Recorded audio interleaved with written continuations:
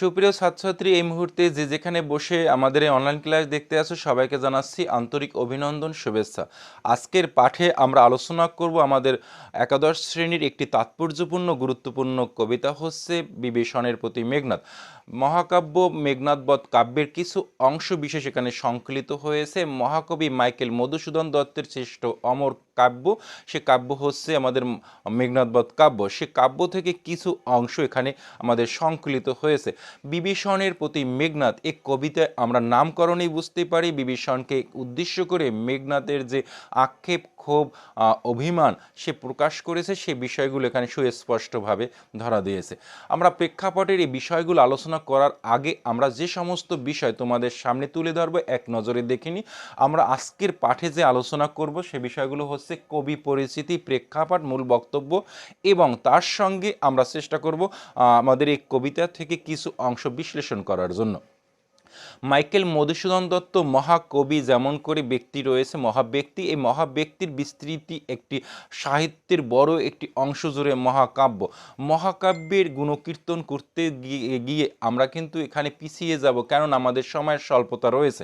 সময়ের স্বল্পতার প্রেক্ষাপটে দাঁড়িয়েও মহাকবির সে বিস্তৃতি জীবন, তার মহাজে জীবন রয়েছে, বিচিত্র অভিজ্ঞতার যে জীবন, সে জীবন থেকে কিছু অংশ আমাদের কবি পরিচিতিতে আমরা এখানে প্রকাশ করব। খেয়াল করো, আমাদের এই কবিতাটির যে বিষয়টি রয়েছে, বিষয় বিবেচনা এবং আঙ্গিকগত দিক সব কিছু কিন্তু এক পরিসরে বা অল্প পরিসরে তুলে আনা সম্ভব নয়। তার সাথে সাথে আমাদের মহাকবি মাইকেল মধুসূদন দত্তের মহাজীবন আরও বিস্তৃতিময় একটি জীবন, সে জীবনও হয়তো সুন্দর করে সুস্পষ্ট করে এক মুখে বা অল্প পরিসরে সেটা বলে বোঝানো সম্ভব হয় না। খেয়াল করো, তবু আমরা কিন্তু চেষ্টা করব যথাসম্ভব অল্প পরিসরে বিষয়টি তুলে আনার জন্য। আমরা দেখি মহাকবি মাইকেল মধুসূদন দত্তের এই অমর কাব্যের যে স্রষ্টা মহাকবি মাইকেল মধুসূদন দত্ত 1824 খ্রিস্টাব্দে যশোর জেলার সাগরদাড়ি গ্রামে জন্মগ্রহণ করেন। তার পিতার নাম ছিলেন রাজনারায়ণ দত্ত, মাতা জাহ্নবী দেবী। মায়ের তত্ত্বাবধানেই তার প্রাথমিক যে শিক্ষা ব্যবস্থা সেটি সম্পন্ন হয়েছিল। পরবর্তীতে কলকাতার হিন্দু কলেজে সে 7ম শ্রেণীতে ভর্তি হয়েছিল। হিন্দু কলেজে ভর্তি হওয়া অবস্থাতেই প্রথম থেকেই তার জীবনের সূত্রপাত এবং সাহিত্যের প্রতি সে অনুরাগ সৃষ্টি হয় এবং সাহিত্যের দিকে মনোনিবেশ করেন। পরবর্তীতে আমরা দেখেছি 1843 খ্রিস্টাব্দে খ্রিস্ট ধর্ম গ্রহণ করার ফলে তাকে হিন্দু কলেজ পরিত্যাগ করতে হয়েছে। হিন্দু কলেজ পরিত্যাগ করে কলকাতায় বিশপ কলেজ নামে একটি কলেজ রয়েছে, সেখানে সে পড়াশোনার জন্য ভর্তি হন। সেখানে থেকেই আরও বেশি তীব্রভাবে আকর্ষণ অনুভব করেছেন। বাংলা সাহিত্য থেকে ত্যাগ করে ইংরেজি সাহিত্যের প্রতি, ইংরেজি ভাষার প্রতি গভীর অনুরাগ সৃষ্টি। এই গভীর অনুরাগ সৃষ্টি হতে গিয়েই কিন্তু মাইকেল মধুসূদন দত্ত তার নামের সামনে জুড়ে দিয়েছিলেন মাইকেল শব্দটি, কেননা খ্রিস্ট ধর্ম গ্রহণ করার পরে তার নামের সামনে যুক্ত হয় মাইকেল শব্দটি। এই মাইকেল শব্দটি যুক্ত হওয়ার পর থেকে তার জীবনের নানান রকম বিচিত্র অভিজ্ঞতা সঞ্চিত হয়েছে। সে বিষয় হয়তো সুস্পষ্ট করে এক মুখে বলা সম্ভব হয় না, কেননা আমরা দেখেছি পরবর্তীতে সে পরিত্যক্ত হয়ে ত্যায্য হয়ে সে কিন্তু অনেকটাই দূরে সরে গেলেন। আমাদের সাহিত্য, আমাদের বাংলা সাহিত্য, আমাদের বাংলা মা সব কিছুকে, বাংলার প্রকৃতি সব কিছুকে তুচ্ছ করে সে বিদেশে পাড়ি জমিয়ে দিলেন। বিদেশে থেকেও সে আমাদের যে বড় একটি অংশ আমাদের না বললেন, মাইকেল মধুসূদন দত্তের জীবনে ঘটেছিল নানান বড় বড় মহাকবি গুণীজনদের সাহিত্যকর্ম, সৃষ্টিকর্ম সে পড়ার সুযোগ পেয়েছে, অনুধাবন করার সুযোগ পেয়েছে এবং বিশ্লেষণ করার সুযোগ পেয়েছে। এই বোধ থেকেই কিন্তু আমাদের দেখা যাচ্ছে কি, এবং পরবর্তীতে আরেকটি বিষয় দেখেছি, বিভিন্ন ভাষার প্রতি তিনি অনুরাগী ছিলেন, বিশেষ করে ইংরেজি সাহিত্যের প্রতি গভীর তীব্রভাবে অনুভব করেছিলেন অনুরাগ। আমাদের মাইকেল মধুসূদন দত্ত কিন্তু আমাদের সেই ক্ষেত্রে থেকে, আমাদের ভাষার থেকে বেরিয়ে এসে মাইকেল মধুসূদন ইংরেজি সাহিত্যকে সুস্পষ্ট করে জীবনের শুধু সোপান হিসাবে, জীবনের সে পরবর্তী পাথেয় হিসাবে বেছে নিয়েছিলেন সাহিত্যের একমাত্র ধারক এবং বাহক হিসাবে। পরবর্তীতে যদিও তার ভুল ভেঙেছিল, আর সেই ভুল ভাঙা পর্যায়টি আমরা এখানে অন্তর্ভুক্ত করলাম না। খেয়াল করো, আমরা দেখেছি মাইকেল মধুসূদন দত্ত বিভিন্ন ভাষার প্রতি ভাষায় অভিজ্ঞ ছিলেন। বাংলা, ইংরেজি, আরবি, ফার্সি, হিব্রু, নানান ল্যাটিন ভাষা, দেখা যাচ্ছে বিভিন্ন ভাষা, বিশ্বের অন্যান্য ভাষার সঙ্গে সে সম্পর্কিত ছিলেন এবং ভাষার প্রতি গভীর অনুরাগ ছিলেন। প্রতিটি ভাষা তার নখদর্পণে ছিলেন। আমাদের মাইকেল মধুসূদন দত্ত আমাদের বড় একটি যে জায়গা জুড়ে বাংলা সাহিত্যকেও কিন্তু দিয়েছে অনেক কিছু। অল্প পরিসরে হলেও মাইকেল মধুসূদন দত্ত আমাদের বাংলা সাহিত্যকে যে সম্পদ দান করেছেন তা চিরস্মরণীয় এবং যতদিন বাংলা সাহিত্য রয়েছে, যতদিন বাংলাদেশ থাকবে, যতদিন ভারতবর্ষ থাকবে, ততদিন এই মাইকেল মধুসূদন দত্তের কথা বা কাব্য ধ্বনিত হবে মানুষের মুখে মুখে। অল্প পরিসরেও সে যা দান করেছে তা অনেকের চেয়ে অনেক কিছুর চেয়ে তার সঙ্গে তুলনা করা সম্ভব হয় না। আমরা দেখেছি মাইকেল মধুসূদন দত্ত তৎকালীন সময় কাব্য সাহিত্যের যে ধারাবাহিকতা ছিল, হাজার হাজার বছরের সে পুরানো যে পয়ার প্রথা ছিল এবং একটি চরণের সঙ্গে একটি চরণের যে মিলের যে একটি ব্যবস্থা ছিল, এবং বাংলা সাহিত্যে মধ্যযুগে এবং আমরা দেখেছি প্রাচীন যুগে যে কাব্য সাধনাকে যেভাবে সুস্পষ্ট করে একটা প্রথায় বেঁধে দিয়েছিল, সে প্রথাকে ভেঙে দিয়েছিল মাইকেল মধুসূদন দত্ত। সেই অনর প্রথা, যে প্রথা কখনো নড়ে না, সে প্রথাকে ভেঙে দিয়ে মাইকেল মধুসূদন দত্ত প্রথম অমৃতাক্ষর ছন্দ প্রবর্তন করেছিলেন এবং তার এই যে পুরানো কবিতাকে মুক্ত করেছিল, সে হাজার বছরে আর বন্দি দশা থেকে কবিতাকে মুক্ত করেছে। কবিতার ভাব গাম্ভীর্যতাকে গুরুত্ব দিয়েছে, কবিতার ভাষাকে গুরুত্ব দিয়েছে, কবির অনুভূতিকে এখানে গুরুত্ব দিয়েছে। সেক্ষেত্রে আমরা দেখেছি মাইকেল মধুসূদন দত্তের হাতেই পুরানো কবিতা প্রথম স্বাধীনতা লাভ করেছিল। মাইকেল মধুসূদন দত্তের আমাদের যে অমর সৃষ্টি রয়েছে, সেটি বড় যে বিষয়টি রয়েছে মাইকেল মধুসূদন মেঘনাদ বধ কাব্য। এছাড়া মাইকেল মধুসূদন দত্ত আধুনিক নাট্য জগতের শ্রেষ্ঠ নাট্যকার ছিলেন। প্রথমে তার হাতেই প্রথম বাংলা নাটক সুন্দর একটি সাবলীল এবং মার্জিত রূপ মার্জিত রূপ ধরা দিয়েছিলেন। মাইকেল মধুসূদন দত্তের হাতেই প্রথম ট্র্যাজেডি নাটক প্রতিষ্ঠিত হয়েছিল। মাইকেল মধুসূদন দত্তের হাতেই প্রথম চতুষ্পদী মানে সনেট কবিতা প্রথম সূত্রপাত হয়েছিল। প্রথম আধুনিক যুগের শ্রেষ্ঠ নাট্যকার, সে নাট্যকার হিসেবে তার নাটকগুলো রয়েছিল, যেমন আমরা তুলে এনেছি কৃষ্ণকুমারী, শর্মিষ্ঠা, পদ্মাবতী, এবং তার সঙ্গে রয়েছে একেই বলে সভ্যতা, প্রহসনমূলক রচনা, একেই বলে সভ্যতা, বুড়ো শালিকের ঘাড়েরও। তার সঙ্গে আমরা যে কাব্যগুলো রয়েছে উল্লেখযোগ্য, তার যে সৃষ্টি রয়েছে তিলোত্তমা সম্ভব কাব্য, মেঘনাদবধ কাব্য, ব্রজঙ্গনা কাব্য, বীরাঙ্গনা কাব্য এবং চতুষ্পদী কবিতা। প্রতিটি তাৎপর্যপূর্ণ বিষয় আমরা দেখছি সর্বশ্রেষ্ঠ যে জায়গাটি জুড়ে রয়েছে মেঘনাদবধ কাব্য। প্রথম বাংলা সাহিত্যের মহাকাব্যের রচয়িতা আমাদের মাইকেল মধুসূদন দত্ত। মাইকেল মধুসূদন দত্তর আমাদের এই যে আজকের যে কাব্যটি রয়েছে মেঘনাদবধ কাব্যের যে সংকলিত যে অংশটি রয়েছে, সেই অংশটিও আমরা দেখব একটু একটু করে। তার আগে কিছু কথা বলে নিই। 19 শতকের শ্রেষ্ঠ সন্তান, নবজাগরণের শ্রেষ্ঠ সন্তান মাইকেল মধুসূদন দত্তের হাতে আমাদের মেঘনাদবধ কাব্য বাল্মীকি রচিত রামায়ণ কাব্যকে নবমূল্যায়ন দান করেছে। কেননা এই নবজাগরণের মূল সার কথাই ছিল মানব কেন্দ্রিকতা। এখানে মানুষের প্রতি দরদ, মানুষকে ভালোবাসা, মানুষকে শ্রেষ্ঠ আসনে বসিয়েছিলেন। প্রাচীন সে কাব্য সাহিত্যের ধারা থেকে বেরিয়ে এসে প্রথম মানব মুক্তির কথা বলেছে।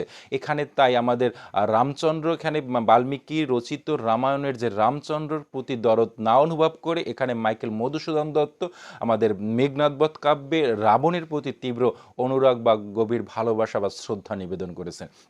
19 শতকের বাংলার নবজাগরণের শ্রেষ্ঠ সন্তান মাইকেল মধুসূদন দত্তের হাতে বাল্মীকি রচিত রামায়ণ কাব্যকে নবমূল্যায়ন দান করেছেন। মানব কেন্দ্রিকতায় নবজাগরণের মূল সারকতা, তাই মেঘনাদবধ কাব্যের বধ নামক ষষ্ঠ স্বর্গ থেকে সংকলিত হয়েছে। এই পর্বে দেখানো হয়েছে বিভীষণের চাতুরতার কারণে এবং লক্ষণ কর্তৃক আমাদের মেঘনাদ কীভাবে চরমভাবে বা অন্যায় যুদ্ধে নিহত হয়েছে, সে ঘটনাটি এখানে সুস্পষ্টভাবে ব্যাখ্যা দিয়েছে। আমাদের এখানে দেখানো হয়েছে মাইকেল মধুসূদন দত্তের সে রামায়ণের যে কাব্য রয়েছে, কাহিনী রয়েছে, রামচন্দ্র কর্তৃক যে অন্যায় যুদ্ধে কিভাবে বিভীষণকে সহযোগিতা নিয়ে বিভীষণের মাধ্যমে কিভাবে সেই যুদ্ধটি সংগঠিত হয়েছে অন্যায়ভাবে, সেই বিষয়টি এখানে বিস্তারিতভাবে ফুটে উঠেছে। আমরা দেখেছি, একটু যদি আমরা গোড়ার দিকে যাই তাহলে বিষয়টি আরও সুস্পষ্ট হয়ে উঠবে। মেঘনাদবধ কাব্যের ষষ্ঠ স্বর্গ বধ নামক সেই স্বর্গ থেকে সংকলিত হয়েছে। এ পর্বে দেখানো হয়েছে বিভীষণ এবং লক্ষণের মাধ্যমে কিভাবে আমাদের মেঘনাদ মহাবীর সে মেঘনাদ কিভাবে পরাস্ত হয়েছে এবং অন্যায় যুদ্ধে নিহত হয়েছে। এই বিষয়টি আমাদের এই মাইকেল মধুসূদন দত্ত অত্যন্ত দরদি এবং সুস্পষ্ট করে সুন্দর করে এখানে বর্ণনা করেছে। বর্ণনা বা প্রেক্ষাপটের বিষয়ে আমরা প্রবেশ করতে গিয়ে আগে একটু আমাদের মেঘনাদবধ কাব্যের কিছু অংশ সেখানে সূত্রপাত যেখান থেকে হয়েছিল সেই বিষয়টি সুস্পষ্ট করে ছাত্রছাত্রীর সামনে তুলে ধরা অত্যন্ত জরুরি। না হলে আমাদের এই বিষয়টি বুঝতে একটু সময় লেগে যাবে। যেহেতু আমরা দেখেছি, খেয়াল করো, আমাদের বোর্ডে লিখে রেখেছি আমাদের দুটি অংশ ছিল, একটি রাম বা রামের জগৎ, আরেকটি রয়েছে আমাদের রাবণের জগৎ। রাবণের জগৎটি জুড়ে ছিল আমাদের স্বর্ণ লঙ্কা, অপরদিকে অযোধ্যার রাজা রয়েছিল দশরথ রাজা। দশরথ রাজার পরিবারে ছিলেন আমাদের পরিবার পরিচিতি বা সে চরিত্রগুলো একটু এখানে লিপিবদ্ধ করে তোমাদের দেখানোর চেষ্টা করতেছি। রাম, লক্ষণ, ভরত এবং শত্রুঘ্ন। আমাদের দশরথ অযোধ্যার যে রাজা রয়েছেন সেই রাজা মহারাজার 4 ছেলে ছিলেন। 4 ছেলের নাম ছিলেন রাম, লক্ষণ, ভরত এবং শত্রুঘ্ন। এবং দশরথ সেই মহারাজার 3 স্ত্রী ছিলেন, কৈকেয়ী, কৌশল্যা এবং সুমিত্রা। অপরদিকে আমাদের স্বর্ণলঙ্কার যে রাজা ছিলেন রাবণ, রাবণের 3 ভাই ছিলেন, রাবণ, বিভীষণ এবং কুম্ভকর্ণ।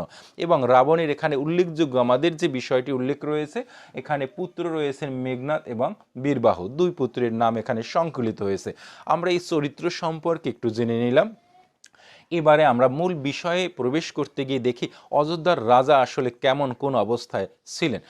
প্রিয় ছাত্রছাত্রী, অযোধ্যার রাজা দশরথ যখন তার বড় ছেলে রামচন্দ্রকে যখন রাজপাট আসনের দায়িত্ব দিতে শুরু করেছেন এবং তার জন্য বাড়িতে সেই রাজ পরিবারে মহাযজ্ঞের সেই মহা আনন্দের অনুষ্ঠান অনুষ্ঠিত হতে যাচ্ছে, এই মুহূর্তে আমরা আগের একটি বিষয় বলিনি, সেখানে একটা সময় ছিল যখন দশরথ রাজা অসুস্থ হয়েছিলেন। সেই অসুস্থ অবস্থায় তার দ্বিতীয় স্ত্রী তাকে সেবা দিয়ে তাকে সুস্থ করে তুলেছেন এবং সেবা দিয়ে সুস্থ করার কারণে দশরথ রাজা তার দ্বিতীয় স্ত্রীর প্রতি অনেকটা অনুকম্পা প্রকাশ করেছিলেন।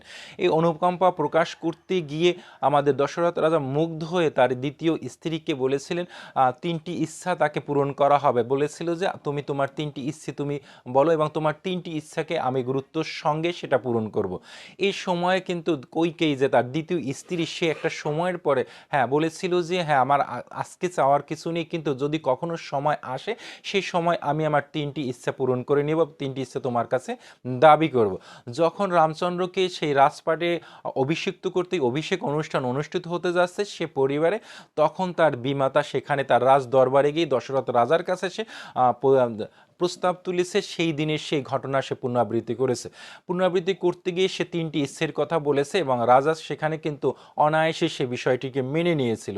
মেনে নিতে গিয়ে সে কিন্তু প্রশ্ন করেছে, তার দাবি তুলেছিল। প্রথম ইচ্ছা ছিল, 1 নম্বর যে ইচ্ছেটা ছিল সেটা রামচন্দ্রকে সে রাজপাটে বসাতে পারবেন না।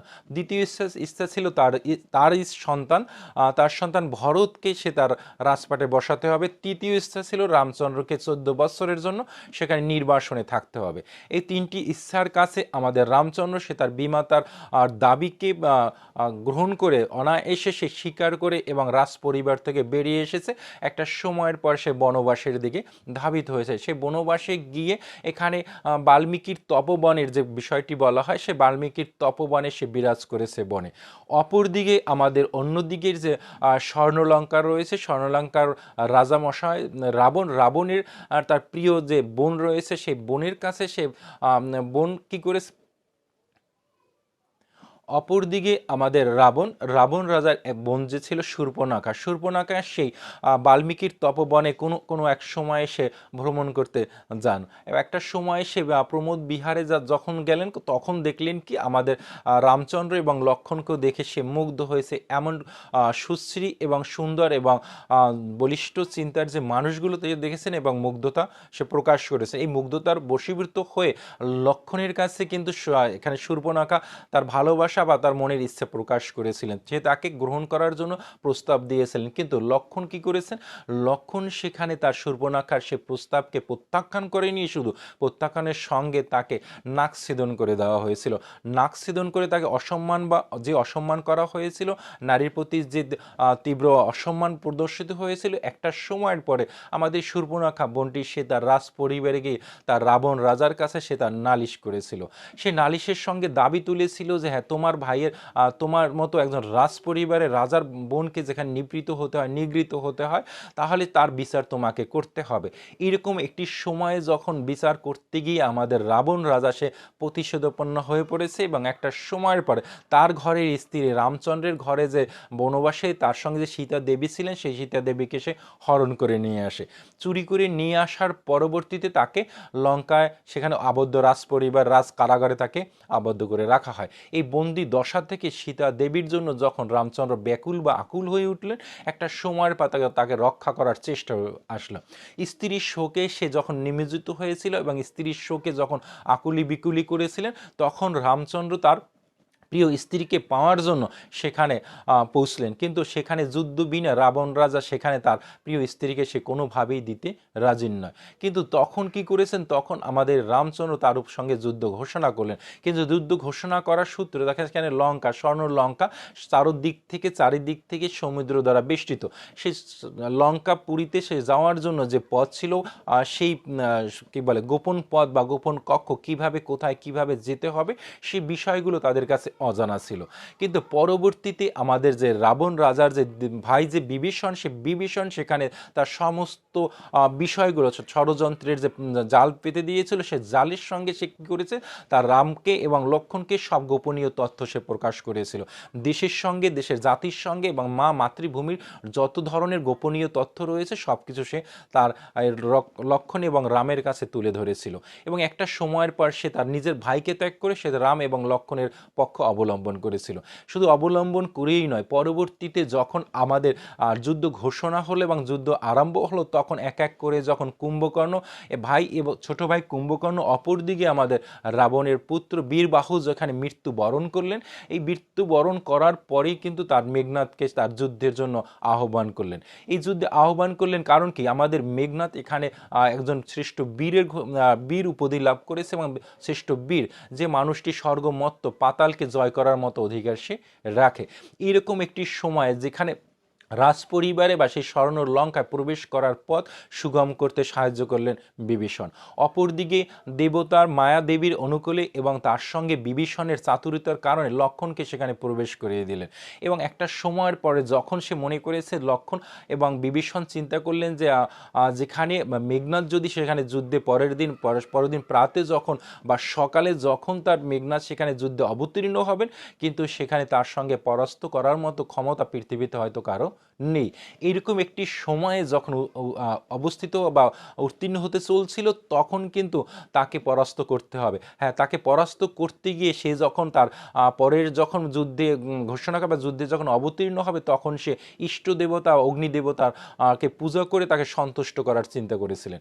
মেঘনাদ যখন মন্দিরে যখন প্রবেশ করেছেন, মেঘনাদ মন্দিরে বসে তার ইষ্ট দেবতাকে সান্নিধ্য লাভ করার জন্য তার প্রতি যে আরাধনায় বসেছিলেন, পিছন থেকে বিনা যুদ্ধে বিনা ভাবে এখানে এসে লুকিয়ে এবং অনেকটা কি বলে অপ্রস্তুতভাবে এবং বিশ্বাসঘাতকতার সূত্র ধরে সেখানে লক্ষ্মণ সেখানে হাজির হলেন। লক্ষ্মণ হাজির হয়ে সেখানে মেঘনাথের প্রতি সে আঘাত করতে উদ্যত হলেন। কিন্তু এইখানে আমরা দেখেছি যে বড় রকম যে একটা বীর উচিত যে গুণগুলো ছিল, সেগুলো লক্ষ্মণের ভিতর ছিল না। কেননা সে লক্ষ্মণ চুরি করে অন্যায়ভাবে যুদ্ধের একটি ধর্ম ছিল এরকম যে বীর কখনোই পিছন থেকে আঘাত করে না, তারা সম্মুখ যুদ্ধে বিশ্বাস করে। সেখানে তাদের সেই বীরোচিত যে কাব্যগুলো, গুণগুলো, যে আদর্শগুলো, সেই আদর্শগুলো জলাঞ্জলি দিয়ে এখানে লক্ষ্মণ সেখানে প্রবেশ করেছিলেন। লক্ষ্মণ তাকে পিছন থেকে আঘাত করতে যখন তার মন্দিরে যখন বসেছিল, সে ঈশ্বরের কাছে যখন প্রার্থনা করতেছিল, সেই প্রার্থনা অবস্থায় তার এখানে আমরা দেখেছি লক্ষ্মণ সে মেঘনাথের প্রতি আঘাত করতে উদ্যত হলেন। কিন্তু এই যে কাজটি সম্পন্ন হলো একমাত্র বিভীষণের মাধ্যমে। বিভীষণ ছিল এখানে মেঘনাথের স্বজন, আপন কাকা। এখানে আমরা বলেছি ভাইয়ের বাবার ভাই, সেখানে তার পিতৃতুল্য, পিতার স্নেহে তাকে ছোটবেলা থেকে লালন পালন করে তুলেছে। আর এই স্বজন মানুষটি ছিল তারা অতি আপন এবং সন্নিকটের লোক। তার তাকে দিয়েই সম্ভব হয়েছে একমাত্র লক্ষণকে এখানে অনুপ্রবেশ করিয়ে দিতে। কারণ কি, আমরা দেখেছি এখানে লঙ্কার যত গোপনীয় বিষয়গুলো, যত যে গৃহে বসে যেখানে বসে নিকুম্বুল যজ্ঞ নামে একটি যজ্ঞ করা হবে, সেখানে যেখানে আরাধনা করা হবে, যেখানে ঈশ্বর বা সেই অগ্নি দেবতার আরাধনা করা হবে, সেই সমস্ত গোপন তথ্যগুলো আমাদের কিন্তু বিভীষণ তার লক্ষণকে বলে দিয়েছেই না, শুধু তাকে সাথে করে সেখানে নিয়ে উপস্থিত হয়েছে। আপন ভাইয়ের ছেলে এবং রাজপরিবার রাজপুত্রকে হত্যা করতে সেখানে বিভীষণ কিন্তু দ্বিধাবোধ করেননি। হত্যা করতে যে মানুষটিকে আমরা এখানে এখানে নিয়ে এসেছি লক্ষণকে, সে তাকেও কিন্তু সেখানে সর্বোপরি সে সহযোগিতা সে করেছে। এই জায়গাটায় এসে আমরা দেখেছি বিভীষণ খল চরিত্র, বিভীষণ একজন বিশ্বাসঘাতকের চরিত্রে তাকে অবতীর্ণ হতে দেখেছি। জাতির সঙ্গে, দেশের সঙ্গে, মা মাতৃভূমির সঙ্গে সে সামান্যতম বিন্দুমাত্র দ্বিধাবোধ করেনি বিশ্বাসঘাতকতা করতে। আর এই বিশ্বাসঘাতকতা দিয়ে কিন্তু লক্ষণ সেদিন পরাস্ত করেছিল মেঘনাদকে।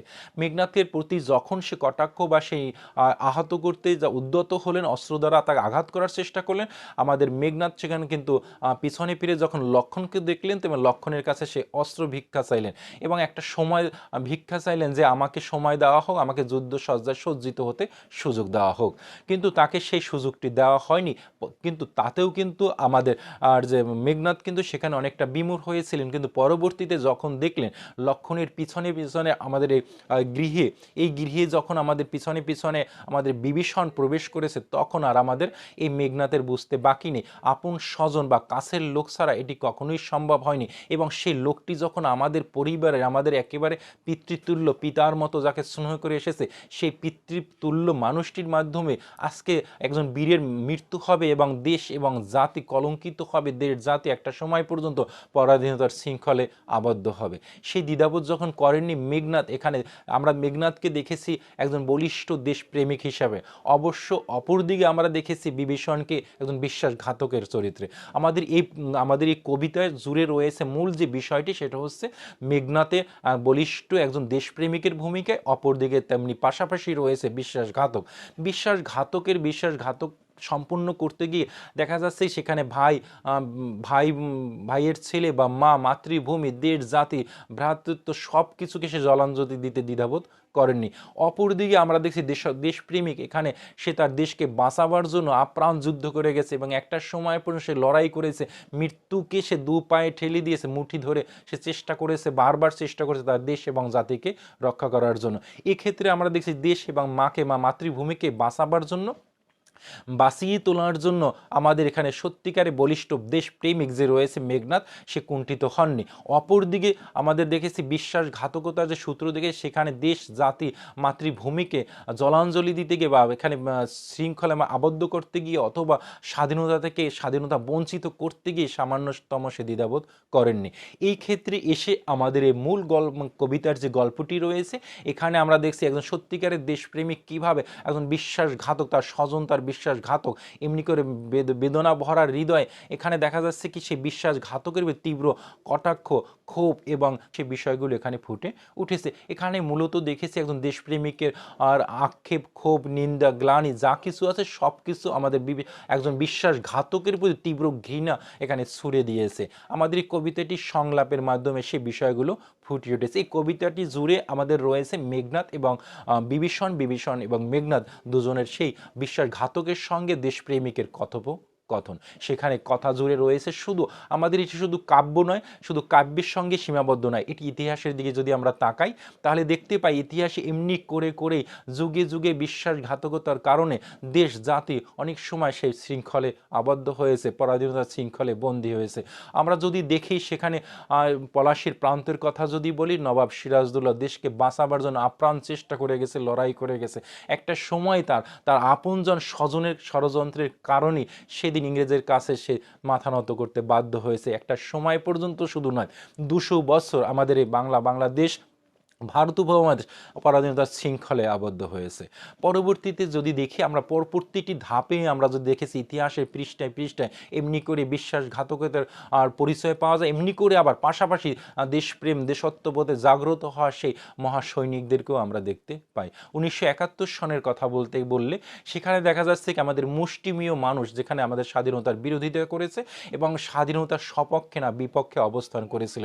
তাতে করে কি হয়েছে, আমাদের দেশ লাঞ্ছিত হয়েছে, আমাদের মা বোনদেরকে সংগ্রামহানি হতে হয়েছে। আমাদের দেশের সে স্বাধীনতা রক্ষা করতে গিয়ে আমাদের দেশের সেনাবাহিনী এবং দেখা যাচ্ছে মুক্তি বাহিনীরা আপ্রাণ চেষ্টা করে সে দেশকে রক্ষা করেছিলেন। এমনি করে আমরা দেখেছি, শুধু তাই নয়, পরবর্তীতে স্বাধীনতার মহান পুরুষ হাজার বছরের শ্রেষ্ঠ বাঙালি জাতির জনক বঙ্গবন্ধু শেখ মুজিবুর রহমানও সেখানেও একটা সময়ের পর তারই সেনাবাহিনী, তারই বিপদগামী সেনাবাহিনীর মাধ্যমে সে একটা সময় তার সব পরিবারে সবাইকে নিয়ে আত্মীয় স্বজন নিয়ে নিহত হতে হয়েছে। আমরা দেখেছি এমনি করে শুধু এই যে বিষয়গুলো আমরা বললাম, আমরা এখানে কাব্য না ইতিহাসের দিকে তাকায়, প্রাচীন যুগের ইতিহাসে দেখে সেখানে যেমন করে রয়েছে দেশপ্রেমিক, অপরদিকে রয়েছে বিশ্বাসঘাতক।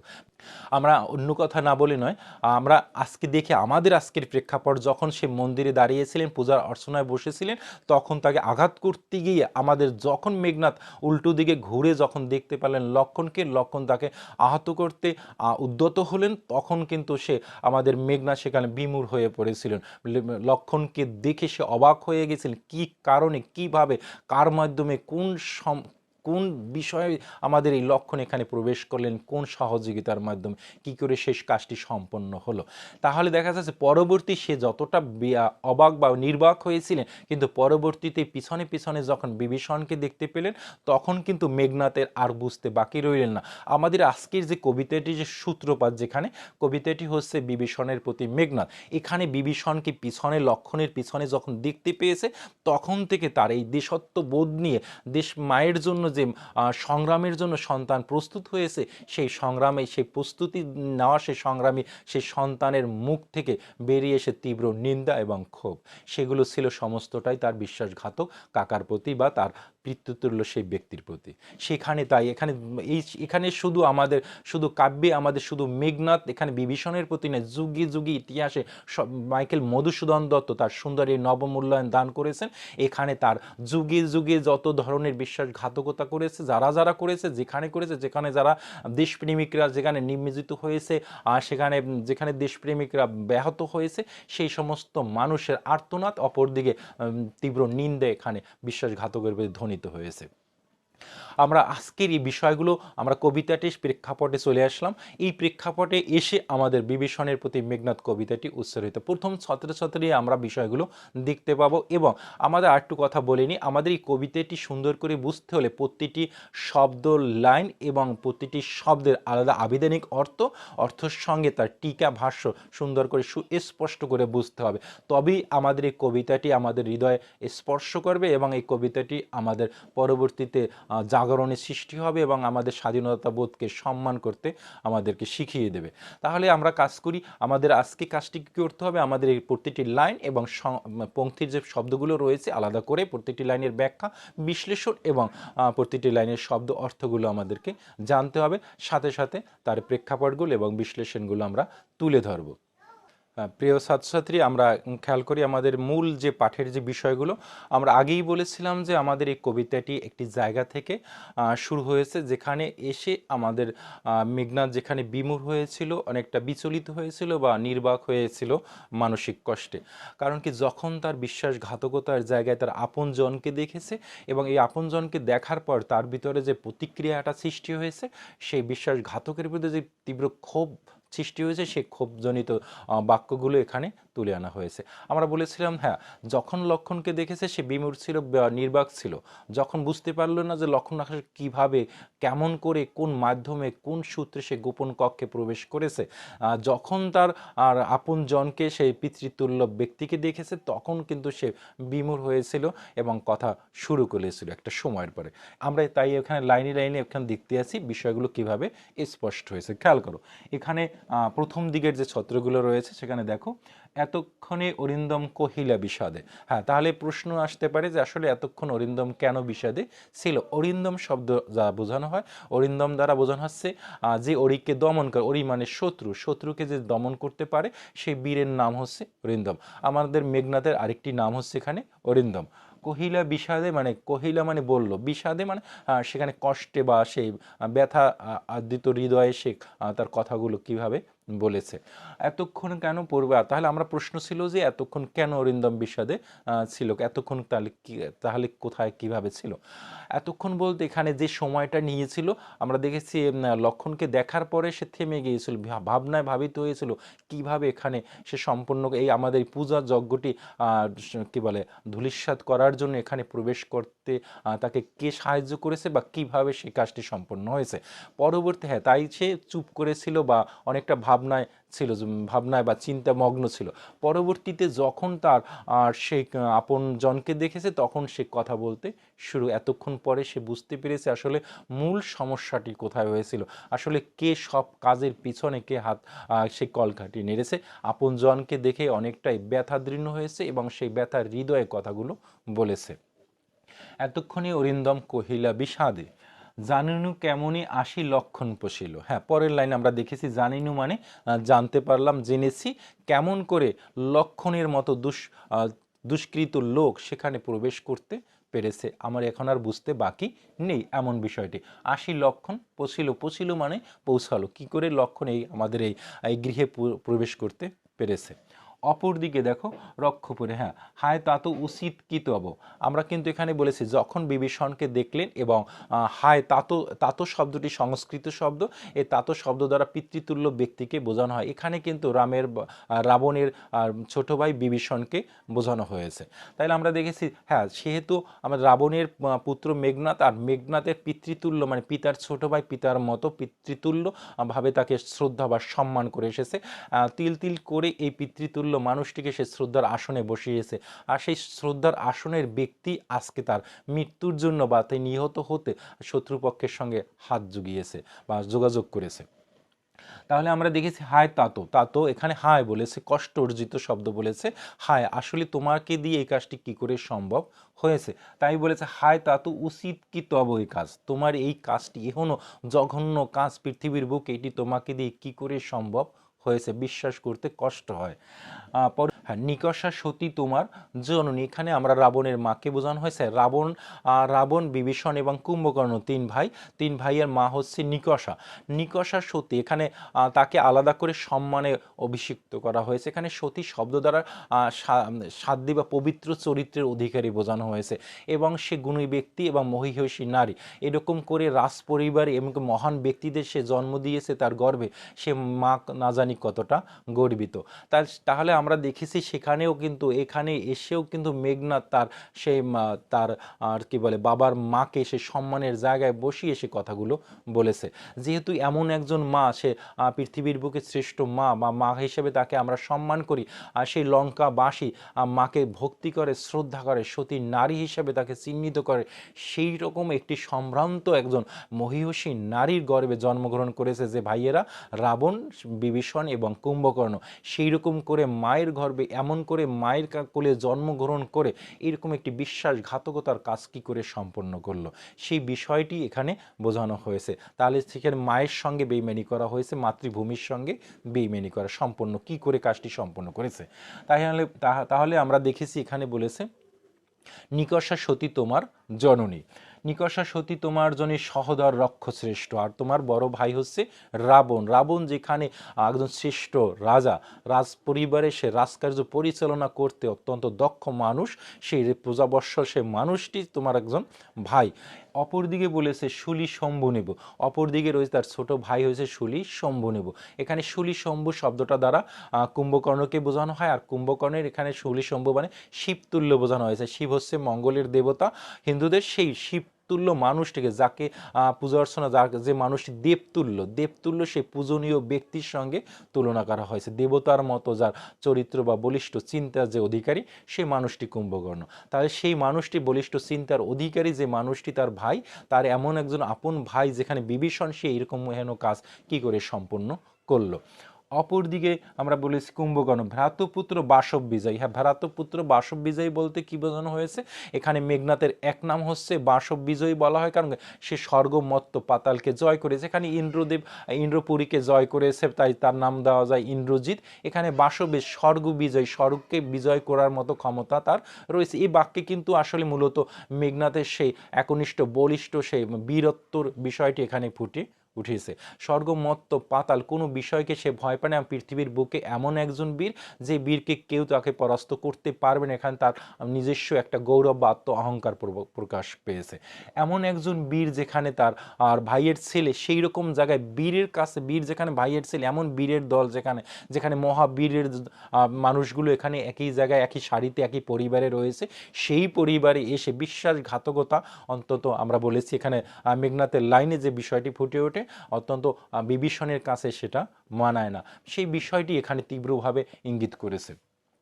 ভ্রাতৃপুত্র বাসব বিজয়ী নিজ গৃহপদ দেখা ও তাস করে। যেখানে তুমি বীরদের পরিবারের লোক, মহাবীরদের যে লোক, তুমি সেই বীরস্তুত গুণগুলোকে ধূলিসাৎ করে জলাঞ্জলি দিয়ে তুমি তস্কর বলতে এখানে বোঝানো হয়েছে অসাধু বা দুষ্কৃষ্ট লোককে বোঝানো হয়, দুষ্কৃত লোককে বোঝানো হয়েছে।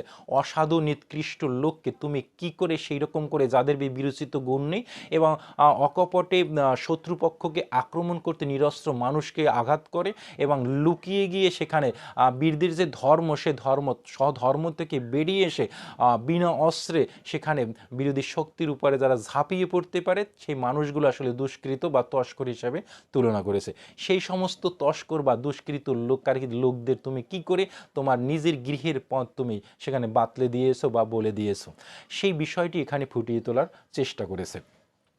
অপরদিকে চণ্ডালে আনি বসাও রাজার আলয়। চণ্ডাল বলতে এখানে যাদের সামাজিকতা বা সংস্কৃতি বোধ যাদের নেই, তাদেরকে চণ্ডাল বলা হয়। বর্বর যাদেরকে বলা হয়, অসভ্য বা সভ্যতা যাদের স্পর্শ করেনি বা সুন্দরের সঙ্গে যাদের সম্পর্কযুক্ত নয়, সেই সমস্ত উচ্ছৃঙ্খল জনতাকে চণ্ডালের সঙ্গে তুলনা করা হয়। এই কবিতায় চণ্ডাল বলতে নিম্ন শ্রেণীর মানুষকে বোঝানো। নিম্ন শ্রেণী বলতে এখানে নিকৃষ্ট বা তস্কর এরকম করে বোঝানো হয়, নিচু মানসিকতার মানুষকে বোঝানো হয়েছে।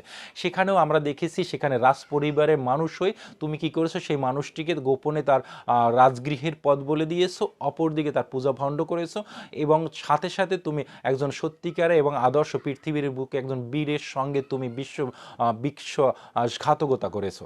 এই বিশ্বের দরবারে এরকম করে বিশ্বাসঘাতকতা সম্পূর্ণই শুধু করো নয়, এবং তা অপরদিকে কি করেছে, সেই সমস্ত সেই দুষ্কৃত বা নিচু শ্রেণীর মানুষকে তুমি রাজ পরিবারের আসনে তুমি বসিয়ে দিয়েছো। সেই রাজার আলোয় যাদেরকে প্রবেশ নিষেধ, সেইখানে তুমি রাজার আলোয় তুমি তাদেরকে প্রবেশ করিয়ে দিয়েছো। তাই বলেছে চণ্ডালে আনি বসাও রাজার আলোয়, কিন্তু নাহি গঞ্জিত মা। এখানে কিন্তু মেঘনাথের তার পিতৃতুল্য সেই বিভীষণের প্রতি শ্রদ্ধা বা সম্মান জ্ঞাপন করেছে একটু জায়গা হলেও। সে বলেছে হ্যাঁ, নাহি গঞ্জিত মা, আমি তোমাকে কোনো গঞ্জনা বা লাঞ্ছনা বা তোমাকে তিরস্কার আমি করব না। কেন, তুমি আমার কাছে পিতৃতুল্য, তোমাকে পিতার মতো স্নেহ করি, ভালোবাসি। সেই জায়গা থেকে তার কাছে অনুরোধ করেছে হ্যাঁ, তোমাকে আমি তবু আমি গঞ্জনা দেব না, কারণ তুমি আমার তুল্য। তাই বলেছে কিন্তু নাহি গঞ্জি তোমা গুরুজন, তুমি আমার গুরুজনের একজন, তোমাকে আমার সম্মানের যায় শ্রদ্ধার পাত্র, তোমাকে আমি শ্রদ্ধা করি। পিতৃতুল্য, তুমি আমার কাছে পিতৃতুল্য, আমি তোমাকে গঞ্জনা দেব না। তবে পরবর্তী লাইন, পিতৃতুল্য সারদার যাব অস্ত্রাগারে। তুমি আমার পিতৃতুল্য, তুমি পিতার মতো রয়েছো, তোমার পিতার আসনে বসিয়েছি, তুমি আমার দরজা ছেড়ে দাও, মন্দিরের কপাট ছেড়ে দাও, আমি অস্ত্রাগারে বা সেই যেখানে অস্ত্রাগার বলতে এখানে যেখানে রাজ পরিবারে যুদ্ধ পরিচালনা করার জন্য অস্ত্র রাখা হয়, সেই অস্ত্রাগারে যাবে এবং অস্ত্র নিয়ে অস্ত্র সজ্জায় যুদ্ধের সজ্জায় সজ্জিত হবে, সেই সুযোগটু তার কাছে দাবি করেছে এখানে।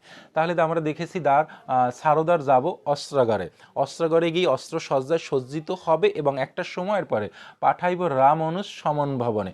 আমাকে সুযোগ করে দাও, আমার যেখানে বিশ্বাসঘাতকতা করা হয়েছে, যেখানে নিকৃষ্ট নিচু শ্রেণীর মানুষ এখানে প্রবেশ করেছে, তাকে আমি হত্যা করব। লক্ষণের এত বড় সাহস বৌদ্ধত্ব কোথা থেকে হলো?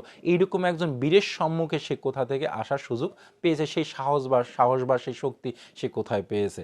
তাকে কি করব? তাহলে আমরা কি করব?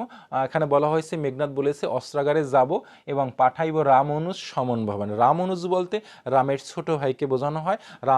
রামের ছোট ভাইকে আমি সমন ভবন বলতে এখানে মৃত্যুপুরীতে বা সেই মৃত্যুর সঙ্গে তাকে যুক্ত করে দেওয়া হবে, মৃত্যুর জগতে তাকে পাঠিয়ে দেওয়া হবে। লঙ্কার কলঙ্ক আজ ভজিব আহবে। লঙ্কা কলঙ্কিত হয়েছে, মানে লঙ্কার কলঙ্ক বলতে এখানে যেখানে আমরা বলেছি একটু আগে চণ্ডাল বলে তাকে আখ্যায়িত করা হয়েছে, সেই চণ্ডাল বা নিচু শ্রেণী বা দুর্বৃত্ত সম্পন্ন সেই লোক অথবা দুষ্কৃত সেই লোককে যেখানে প্রবেশ করেছে লঙ্কায় প্রবেশ করার কারণে তার দাবিটা, তার দেশের প্রতি গভীর শ্রদ্ধা এখানে ফুটে উঠেছে। তার দেশ অপবিত্র হয়েছে বা কুলুষিত হয়েছে, এমন একজন অন্যায়ভাবে যুদ্ধ সংগঠিত করতে পারে এমন বীরের পদার্পণে, এমন মানুষের বা এমন লক্ষণের পদার্পণে আজকে আমার মাতৃভূমি লঙ্কা সেখানে কলঙ্কিত হয়েছে। সেই কলঙ্ক আজকে দেশপ্রেমিক হিসাবে যেখানে কলঙ্কিত মনে করেছে, দেশপ্রেমিকের জায়গা থেকে মেঘনাদ সেই কলঙ্ককে মোচন করার জন্য প্রতিজ্ঞাপন্ন হয়েছে এবং প্রতিশ্রুতি নিয়েছে, আমি এই কলঙ্ক মোচন করব। কি করে মোচন করব? আমি সেই লক্ষণকে হত্যা করে তারপর তার রক্ত দিয়ে আমি আমার এই স্বর্গ লঙ্কাকে বা স্বর্ণ লঙ্কাকে আবার ধুয়ে মুছে একেবারে সাফ করে সে পবিত্র করে দেব। আমরা এখানে দেখেছি এই বাক্যের ভিতরে লক্ষণকে তীব্র নিন্দা বা ক্ষোভ প্রকাশ করেছে, লক্ষণকে এখানে হীন চরিত্র হিসাবে দেখিয়ে দেওয়া হয়েছে। তাই সেখানে তীব্র ক্ষোভের সঙ্গে বলেছে, লঙ্কার কলঙ্ক আজি ভজিবা হবে। যেহেতু লঙ্কা প্রবেশ করেছে এমন দুষ্কৃত লোক, এমন বিপদগামী বিরুচিত গুণ থেকে যারা বেরিয়ে এসেছে, সেই মানুষটি যারা বনে বনে ঘুরে বেড়ায়, যেখানে তার পিতৃ সম্পদ থেকে বঞ্চিত হয়েছে, একটা সময় বনে বনে ঘুরে বেড়াচ্ছে, যারা পরের আশ্রয় চলতে আছে, সেই সমস্ত মানুষগুলো কি করে এখানে প্রবেশ করেছে তাতে লঙ্কা কলঙ্কিত হয়েছে। সে কলঙ্ক আজকে আমি ধুয়ে মুছে এক করে দেব। কিসের মাধ্যমে বলছে? আজ ভজিব আহবে। আহবে মানে যুদ্ধ, ভজিব বলতে এখানে সম্পন্ন করো। তাহলে তারকে মৃত্যুর দরজায় পাঠিয়ে দেওয়া, সেই মৃত্যু পুরীতে পাঠিয়ে দেওয়া হবে। কিসের মাধ্যমে? যুদ্ধের মাধ্যমে। এখানেও কিন্তু মেঘনাদ তার বিরচিত গুণটি প্রকাশ করে, সে বলেছে বীরের ধর্ম হচ্ছে সম্মুখ যুদ্ধ করা। সেখানে বীরের যত নিরস্ত্র মানুষের উপর ঝাঁপিয়ে পড়া না, তাকে আঘাত করা নয়। তাহলে সেও কিন্তু বলেছে, সে কিন্তু পাল্টা আঘাত না করে বলছে আমাকে অস্ত্র নেওয়ার জন্য বা সে অস্ত্র গাড়ে গিয়ে আমাকে অস্ত্রসজ্জা সজ্জিত সুযোগ দেওয়া হোক, এবং সুযোগ পেয়ে এসে আমি তার সঙ্গে সম্মুখ যুদ্ধে অবতীর্ণ হব, এবং সম্মুখ যুদ্ধের মাধ্যমে আমি তার কি বলে রামনুজকে মৃত্যুর পুরীতে পাঠিয়ে আজকের লঙ্কা আজকে যে কলঙ্কিত হয়েছে সেটা আবার ধুয়ে মেছে পবিত্র করে দেব। আমাদের এই প্রত্যেকটি লাইনেই কিন্তু এমনি করে তীব্র ক্ষোভ প্রকাশ পেয়েছে।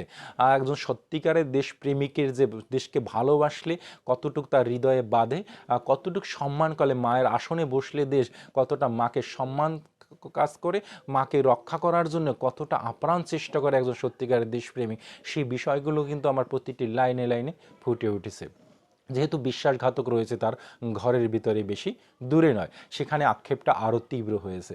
আমাদের আজকের এই পাঠের যে বিষয়গুলো, আমাদের এই কবিতাটি আগেই বলেছি বিস্তৃতি একটি কবিতা, বিশাল আয়তনের একটি কবিতা। এই আমাদের যেহেতু সময় স্বল্পতা রয়েছে, সময়ের সংক্ষেপের কারণে আমরা সমস্ত ক্লাসের বিষয়টি, সমস্ত কবিতাটি একদিনে বা একটি ক্লাসে আমি কিন্তু এখানে বিশ্লেষণ করতে পারলাম না। কারণ কি, পরবর্তী অংশটি যে রয়েছে, পরবর্তী যে ধাপটি রয়েছে, আমরা পরবর্তী ক্লাসে সেটি বিষয়টি সুস্পষ্ট করে সুন্দর করে প্রতিটি লাইনে লাইনে গিয়ে আমরা ব্যাখ্যা বিশ্লেষণ করে তোমাদের সামনে তুলে ধরবো। তাহলে আজকে এই পর্যন্ত থাক, কারণ কি পরবর্তী পর্বে আমাদের কবিতার বাকি অংশ সেখানে সুন্দর করে তুলতে হবে। কারণ হ্যাঁ প্রিয় ছাত্রছাত্রী, আমাদের আজকের এই ক্লাস যদি তোমাদের ভালো লেগে থাকে অবশ্যই চ্যানেলটিকে সাবস্ক্রাইব করবে, লাইক করবে, কমেন্ট করবে। আজকে আর নয়, অন্য আর এক সময় আবার কবিতার বাকি অংশ নিয়ে তোমাদের সামনে হাজির হব।